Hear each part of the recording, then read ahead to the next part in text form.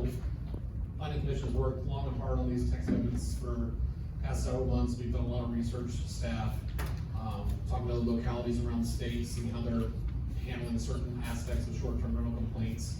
We're able to pick up some nice ideas from some of the ones around that were very similar to us. The big drivers of Code of Virginia.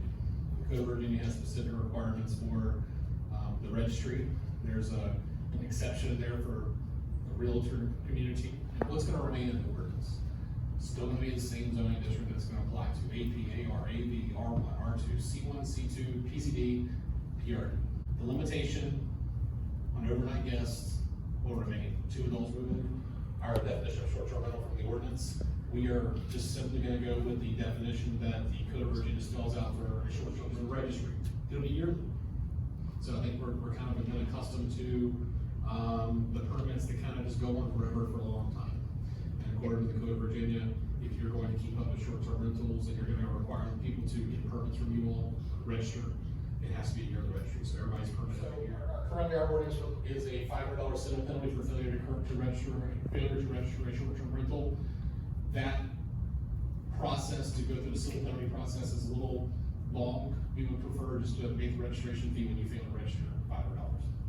Evidence that the septic tank be pumped out within 3 years of the ordinance. Applicants are currently required to submit evidence of a septic tank being pumped out or inspected. So, or inspected will not be an option. I suspect you have some enforced that, Right. they may only do it like the week of graduation for Liberty University. When the septic system is overly used, as the examples that we had here this evening with 12 people being put in homes that weren't suitable for that. When you put that many people in a home, what you're doing is you're adding a huge overflow of water to that septic. I would pump that tank out at the end of the season.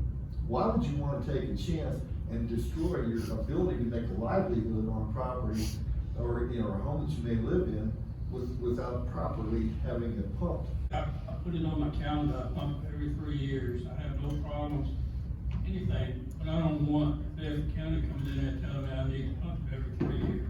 You don't short-term rentals?